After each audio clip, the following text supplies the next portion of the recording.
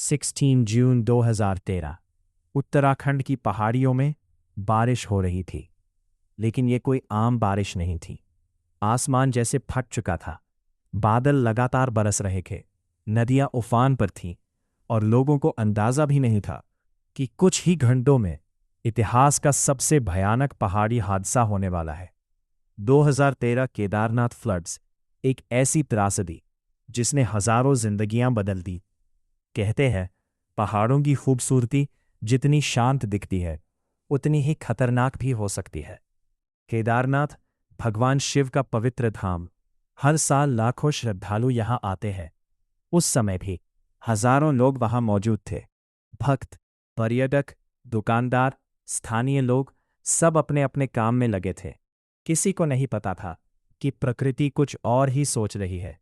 बारिश लगातार बढ़ रही थी। सड़कों पर पानी भरने लगा।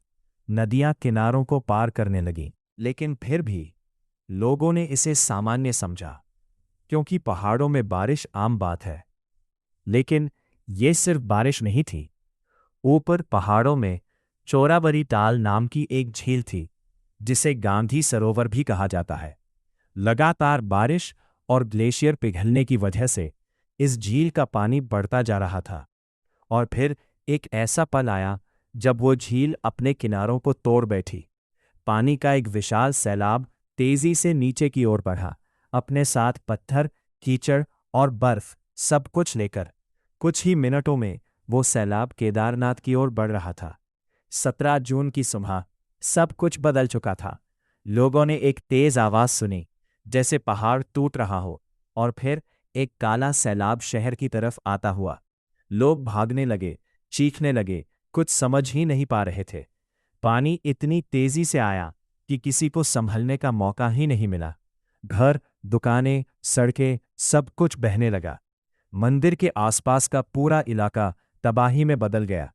लेकिन एक चमत्कार भी हुआ। एक विशाल चट्टान पानी के साथ बहती हुई आई और मंदिर के पीछे आकर रुक गई।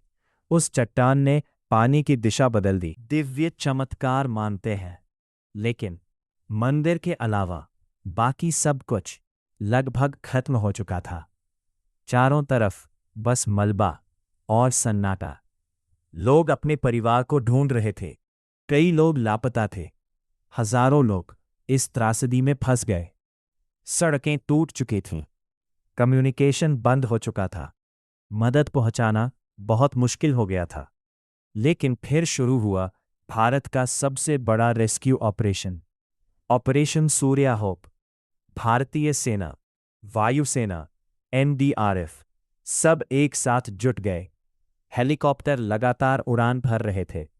लोगों को सुरक्षित जगह पर लाया जा रहा था। कई सैनिकों ने अपनी जान की परवाह किए बिना दूसरों की जान बचाई। लेकिन मौसम अब भी खराब था। बारिश रुक नहीं रही थी। कई बार हेलीकॉप्टर भी उड़ान नहीं भर पा रहे थे। फिर भी रेस्क्यू जारी रहा। दिन रात बिना रुके हजारों लोगों को बचाया गया। लेकिन हजारों लोग कभी वापस नहीं आ पाए। इस हादसे में हजारों लोगों की मौत हुई और कई लोग आज भी लापता हैं। पूरे देश में शोक की लहर फैल गई। टीवी पर बस यही खबर चल रही थी। लोग मदद के लिए आगे आए, दान किया, प्रार्थना की, या इंसानी गलती भी थी। कुछ एक्सपर्ट्स का मानना था कि अत्यधिक निर्माण और पर्यावरण की अनदेखी इस त्रासदी का कारण बनी। नदियों के किनारे होटल, अवैध निर्माण और बिना योजना के विकास। जब प्रकृति का संतुलन बिगड़ता है तो उसका असर कभी न कभी सामने आता है। केदारनाथ की यह घटना एक चेतावनी थी कि हमें प्रकृति के साथ संतुलन बनाकर चलना होगा। आज केदारनाथ फिर से बस चुका है। लोग फिर से वहां जाते हैं, पूजा करते हैं।